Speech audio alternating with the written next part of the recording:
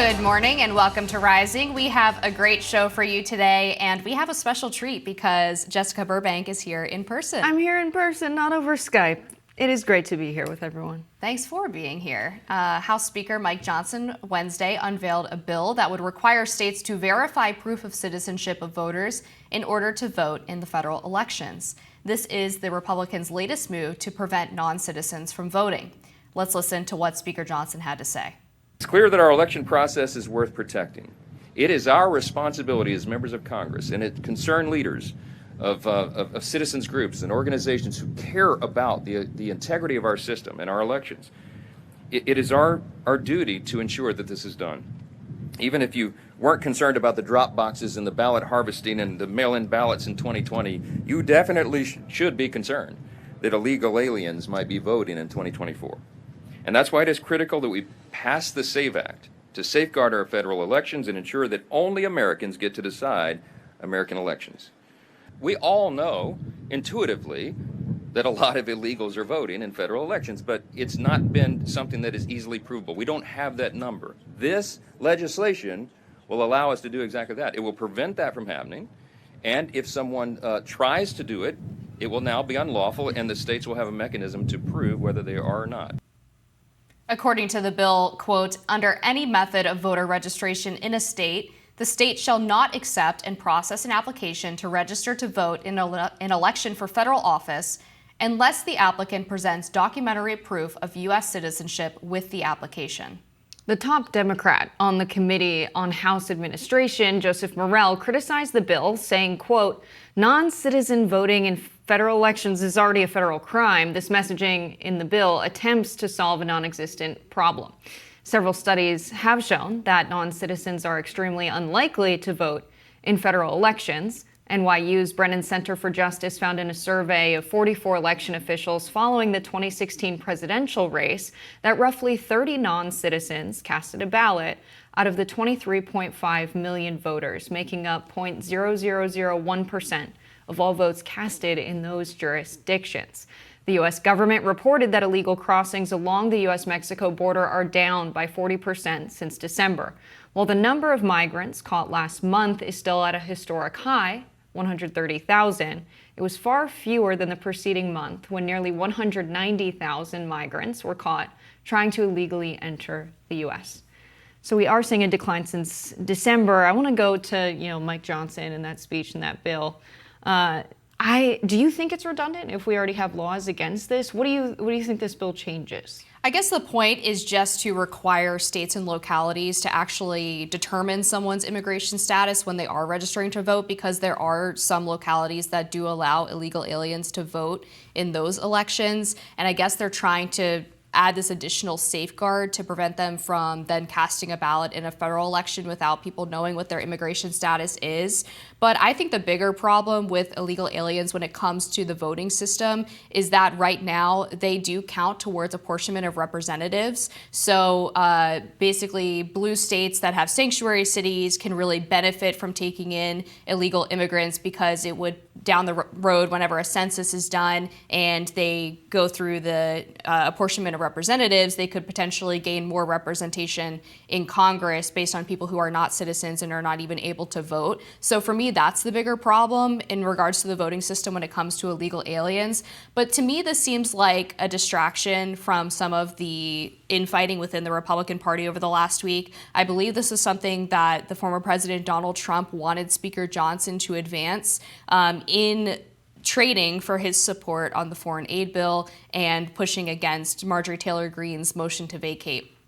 Speaker Johnson created a lot of enemies when he decided to basically go back on his promise that he wouldn't push through foreign aid unless there was a border bill that was also simultaneously passed by Congress. He obviously did not pass a border bill before he pushed through this hundreds billions of dollars of aid for foreign countries, and then that was what preceded the motion to vacate by Marjorie Taylor Greene, which failed. But to me, this is not the priority right now for Republicans, or at least it shouldn't be. Yeah, Mike Johnson's intuition might not be serving him well. Very interesting statement for him to say, we can't prove it, but my intuition tells me it's happening. Everybody knows. Yeah, I think, it's enough to, when you register to vote, there's a validation of your identification, and then your voter registration is checked when you cast your ballot. And that feels like enough documentation for me. I would agree that this is not the priority right now, but I think there's a lot of energy around immigration, and I think there has been a movement to make voting in the United States a little bit more restrictive, because when I think about who wouldn't be served by this kind of law, it's the kind of person that can't afford a $40 replacement for their ID if they lose it. It's the type of person that struggles getting those documents together, someone who doesn't have a lot of money. So excluding the poorest people in the country from voting feels wrong to me. I think it's a better plan, the one we have now, to say you prove your identification and that you're a citizen at the point of registering to vote. And after that, you're in the system, you're registered. And so, I don't know, it feels to me that it's unnecessarily restrictive, like Joe Morrell pointing out that it's already against the law, it's not much of an issue. In the data we have, who knows what Mike's intuition is telling him. But to focus on it at a point when we've seen migration on the decline, it's almost like we're going to get this in while the energy's around it. Yeah, I guess the rub there for me in terms of the ID would be that you can get a driver's license if you're here illegally, so you wouldn't be able to necessarily determine immigration status. You would have to go through DHS or ICE to determine that at the time of registration for voting. Yeah. So in that sense, I think the bill has a purpose, it has a point, but I feel like the apportionment of representation is more important right now in terms of just raw numbers of the influence that illegal immigrants could have on elections.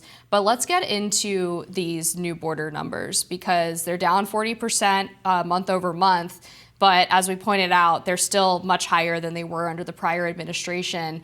And some of the reasons why the numbers are down are kind of interesting too, because I think the fact that the numbers are down gives this false impression that Biden's solving the border crisis. But the reality is that he's letting a lot more people in the parole system, which then doesn't count them as illegal crossings. They're counted as legal crossings. He let in 1.3 million in the parole program in 2023 alone. It looks like he's actually ramping up those numbers in 2024. And then a big part of the change is that Mexico has been enforcing its southern border, because a lot of the migrants that are coming to the U.S. are actually from countries beyond Mexico. They're not actually coming from Mexico. So I find it troublesome that we have to rely on Mexico's enforcement, because in a lot of ways the Mexican government is either in bed with the cartel or very much beholden to the cartel. So if there ever comes a point where the cartel decides they're not making enough money, they want more migrants to come through so that they can get these contracts to smuggle them across the border, Mexico will flip on a dime. And so they're not a very reliable partner when it comes to border enforcement. Yeah, I think a lot about net migration, and I can't find figures on it in the U.S. in recent years. The last I can find data for is 2011 to 2018, and we had about 870,000 people cross into the United States from the southern border, but we also had 710,000 leave. So that's leaving 160,000 people. And we talk about a lot the numbers of folks coming in, because that's what's collected by border control in the United States. But the Mexican Migration Project is the #1 source of data for net migration. The amount of people leaving. Migration was largely circular until the 80s. People coming in from Mexico working for the season and going back. But by 2010, after we saw more restrictive border laws, it was about 0. So they're staying for more than 1 year. But even still, from 2011 to 2018, we're seeing that people are also leaving. And so I wonder, with such high figures we're seeing month over month, how many are leaving? And why aren't we collecting data on that? That should be something that border control is collecting. We shouldn't be relying on a project within a university to collect this data. Yeah, that's an interesting point. Based on some of the immigration experts I've talked to, they've suggested that over the past few years, there are fewer people leaving the country. Most of the migrants we're talking about from Central and South America are staying for longer periods of time, at least in part because of the court backlog, right? So if you're claiming asylum and there's 2 million cases in the backlog, you won't have a court date for 5 years. So that's basically a guaranteed ticket to be in the United States until you finally have your court case. And just under the Biden administration, we've seen 5 to 8 million come into the United States. So it seems unlikely that we would have close to that number also leaving without that being like a noticeable trend. Yeah, I know. We have good intuition, but I kind of want to see some numbers. I know. Give us the numbers. We've got more Rising right after this.